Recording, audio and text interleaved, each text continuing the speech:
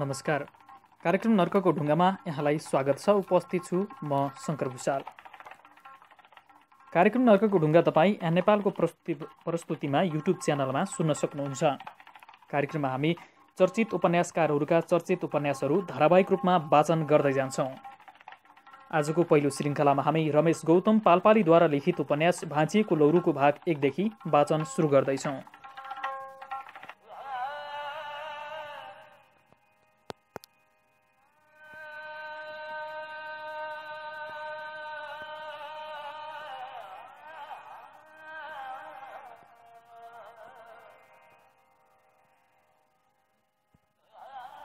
कहाँ गएर आएको थिइस् बिरे? स्कुलमा गएको, प्रार्थनाको बेला भएको रहेछ, हेरेर आएको। हेरेर के गर्छस् त पढ्न नपाएपछि? बाख्लालाई बारीका कान्लामा डोर्दै भनेको त्यति पनि गरेन। अघि नै डोर्दैको भई केही खान्थे, अहिलेसम्म भोकै छन्। गोरी भुन्टे सबैले पढिरहेछन्, मैले नि पढ्न पाए हुन्थ्यो। गोरी भुन्टेको त बाउले कमाउँछन्, साउको ऋण पनि छैन र पो पढ्न पाएका छन्। तेरा बाउले त बाजेले लाएको ऋण पनि तिर्न नसकेर सकी नसकी साउको हलो जोत्न पाएको भ्याएको छ। यही भएको एक हलको पाखो पनि कुन दिन साउले गल्ट्याउने हो। कसरी पढ्छस् त बाबै? तैँले छोडिदिए। भाग्यमा नभएको कुरा साँचेर किन टाउको दुखाउने? पढ्न पनि भाग्यमा हुनुपर्छ र? केही नहुनेले पनि पढ्छन् रे, मास्टर साहबले भनेको। मलाई त जसरी भए पनि पढ्न मन लागेको छ। पढेपछि ठुलो मान्छे भइन्छ रे, पैसा पनि आफै आउँछ रे। मैले पढ्न पाएको भए पैसा कमाइहाल्थेँ नि, बालाई जोत्न पनि पर्ने थिएन। होला खै, तेरो भाग्यमा पढ्न लेखेको छैन, मलाई त थाहा छैन। तैँले कहिले पढ्ने, कसरी पढ्ने र कहिले पैसा कमाएर साउको ऋण तिर्लास् र तेरा बाको हलो छुट्ला खै, मलाई त पत्यारै लाग्दैन। वीर अर्थात् वीरबहादुर, उसको न्वारानमा पुरोहित बाजेले वीरबहादुर पुलामी भनेर नामाकरण गरेका थिए। साथै वीरबहादुर त ठुलो मान्छे होला जस्तो पो छ है भनेर सङ्केत पनि गरेका थिए। तर ऊ बढ्दै गयो, पुरोहितका कुरा पनि बिर्सिँदै गए। बोलाउन सजिलो हुने भएकाले अहिले ऊ वीरे भएको छ। बाबुआमा वरपर सबैले उसलाई वीरे नै भनेर बोलाउने गर्छन्। वीरे पाल्पा जिल्लाको विकट गाउँ ढुकुर खोलामा जन्मेको थियो। यातायातका नाउँमा त्यसबेला उसको गाउँमा मात्र होइन, तानसेनमा समेत मोटर पुगेको थिएन। शिक्षाको नाउँमा जनचेतन उसको घर नजिकैको एउटा प्राथमिक स्कुलसम्म थियो।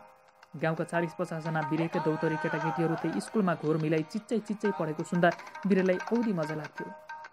आफूले पढ्न नपाएकोमा भने ऊ भित्रै कुडिन्थ्यो। राति सुतेको बेला सपनामा पनि वीरेले आफू स्कुलमा गएर पढेको देख्थ्यो।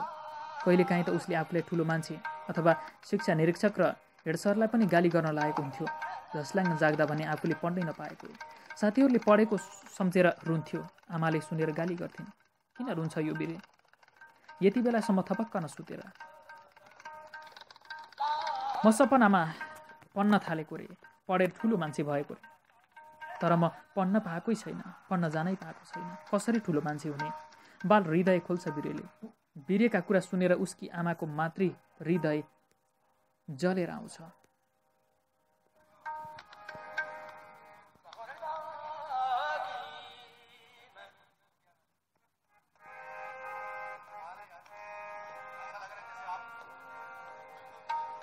वीरेको कुरा सुनेर उसकी आमाको मातृ हृदय त्यसै छिया हुन्छ। अरूका छोराछोरीलाई पढ्न जा भन्दा नमानेर पिटेर पठाउनुपर्छ। मेरा छोराले यति रहर गर्दा पनि पढाउन सकिएन। कस्तो भाग्य मेरो। वीरेकी आमा सुन्तली भित्रै कुडिन्थी, मनमनै रुन्थी र पर्कटमा भनेकी थिए,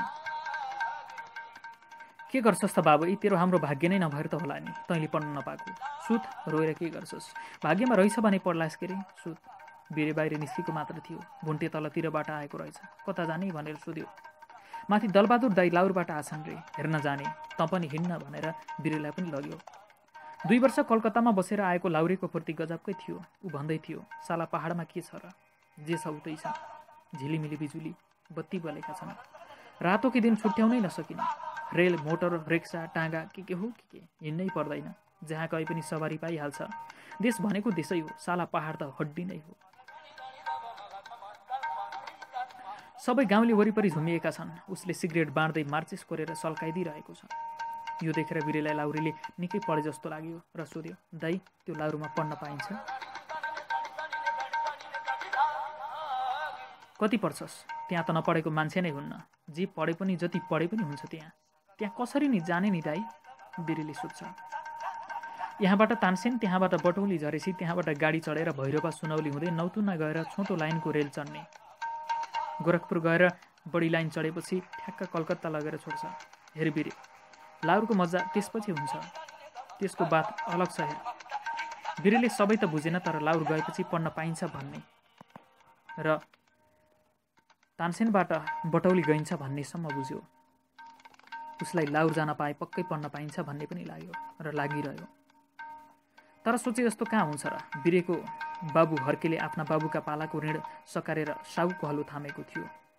साउकोमा जोत्ने काम नहुँदा आफ्नो कुटो कोदालो लिएर जसोतसो बाँच्ने निर्वाह गरेको थियो। तर दैव उल्टै लागेपछि कसको के लाग्दो रहेछ?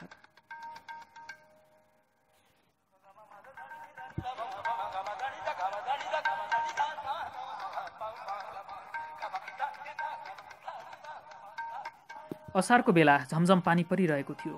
साउको खेत रोप्न, गोरु घोस्याउन दबदबैको रूपमा चढेर हर्केले घाँस झार्दै थियो। परको हाँगो काट्छु भनेर तानिएको बेला टेकेको हाँगो भाँचिएर उ तल खस्यो। पानी परेको र अलिअलि कुहिरो पनि लागेको हुनाले वरपरका कसैले पनि देखेनन्। धेरै बेरपछि हर्के घाँस लिन गएको किन आएन भनेर साउले हेर्दै जाँदा पो हर्के त इन्तु न चिन्तु भएर भुइँमा लडेको देखियो।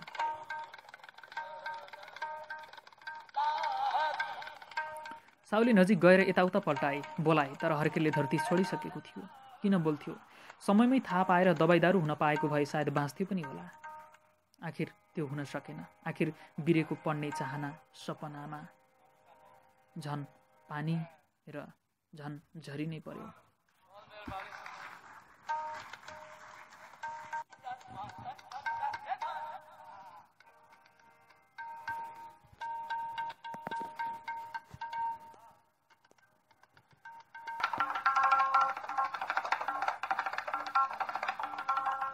हामी कार्यक्रम नर्कको ढुङ्गामा छौँ।